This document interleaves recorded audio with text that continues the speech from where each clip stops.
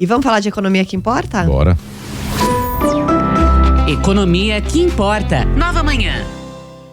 Com a Marcela Kawauchi, economista da Lifetime Asset, sempre com a gente aqui às quintas-feiras. E hoje vamos falar sobre essa tal meta contínua da inflação. O que isso tem a ver com a gente, hein, Marcela? Bom dia. Bom dia, Michele. Bom dia, Nonato. Eu vou só fazer um parênteses aqui para falar bom dia pro Maurício. Ontem eu peguei um carro de aplicativo quando eu estava voltando para casa. O Maurício começa às 5 da manhã ouvindo a rádio, o jornalismo da Nova Brasil, ouvir a música, enfim, um abraço para ele. Abraços, Maurício. Adoramos, abraço, Maurício. Aumenta o som aí que você vai entender tudo agora sobre meta contínua da inflação. Vamos lá. Pois é, ontem o governo federal anunciou uma novidade ali para os economistas. O Banco Central, ele tem como mandato, né, a obrigação do Banco Central é manter o controle de preços, ou seja, a inflação dentro do que é razoável, que é o que a gente chama de meta de inflação. E geralmente o Banco Central faz essa apuração no final do ano. É como se fosse um estudante que ao final do ano precisa ver se a nota que ele tirou naquela prova é suficiente para passar de ano. A questão é que a inflação ela é apurada todos os meses, não adianta só a inflação ficar dentro da meta em dezembro e no resto do ano a inflação tá fora da meta, então não adianta só aquele estudante passar na prova no último período, mas ficar de recuperação nos outros. Então o Banco Central fez uma mudança importante. A partir de 2025, ou seja, do começo do ano que vem, a apuração das metas vai ser feita todos os meses. Então, todos os meses, o Banco Central vai comparar a inflação daquele mês com a meta que foi estabelecida. E aí, se a inflação ficar 6 meses fora do intervalo que foi estabelecido, o Banco Central precisa tomar atitudes para resolver essa questão. Geralmente, ele faz isso via taxa de juros, né? Quando ele aumenta a taxa de juros, ele esfria a demanda, porque o crédito fica mais caro, as pessoas fazem menos compras a prazo, esfriando a demanda, a inflação acaba voltando para o controle, isso de forma simplificada. Então, o Banco Central vai passar a fazer essa apuração de forma mensal. Isso pode ser importante justamente por conta daquela analogia que eu fiz com aquele estudante que só tirava uma nota boa no final do ano, né? O Banco Central agora vai precisar tirar uma nota boa ao longo do ano todo. Isso é importante. Agora, como a inflação pode ficar 6 meses fora do teto da meta, o Banco Central não vai poder esperar chegar no final, ali no limite, para tomar atitude. Isso vai ser muito importante que o Banco Central tome atitude logo no primeiro mês que ele vê que vai ficar de recuperação. Isso é uma coisa que a gente ainda precisa ver como é que vai funcionar.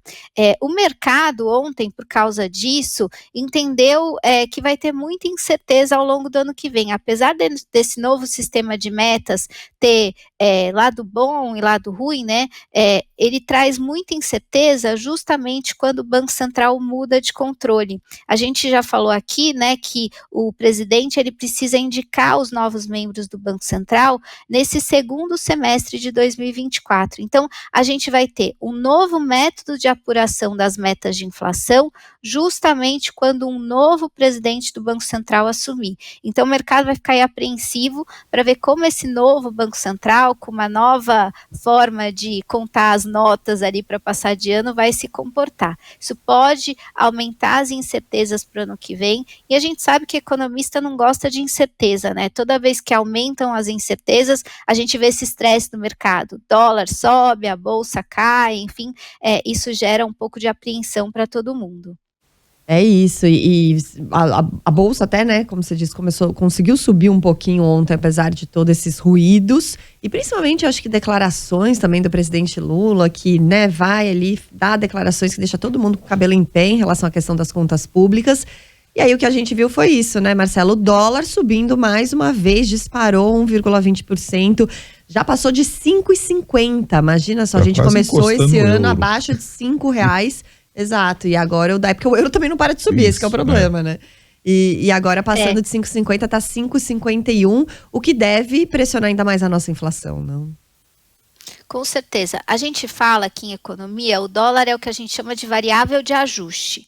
Então, toda vez que tem um monte de incerteza, como que está acontecendo agora, a variável que acaba precificando essas incertezas é o dólar, porque as pessoas acabam tendo incertezas, né? O mundo acaba olhando para o Brasil com um pouco de desconfiança. Será que a política fiscal vai ser boa? Será que como é que vai ser conduzida a política monetária? E acaba fugindo para a segurança. Então, o real desvaloriza e o dólar valoriza. E aí a questão do golpe de Estado, que vocês estavam falando agora há pouco, acaba contaminando todos os países emergentes, né? O mundo acaba olhando muitas vezes os países emergentes como um grupo só. A gente sabe que não é um grupo homogêneo, mas às vezes o mundo precisa olhar em grupos, né? E aí um golpe de Estado desse, uma tentativa de golpe, também dá incertezas. Aí vocês estavam falando da eleição lá na Inglaterra também. Incerteza política na Europa. Aí fuga para a segurança nos Estados Unidos. Então, como eu falei, o mercado não gosta de incerteza, os economistas não gostam de incerteza porque a gente não consegue ter previsibilidade, a gente não consegue fazer planejamentos. Então, aí o mundo acaba fugindo para a segurança e é o dólar que ganha nesse contexto. Muito bem, Marcela Kawauchi, obrigada pelas informações e pelas análises de hoje. Até semana que vem. Agora são 6h35.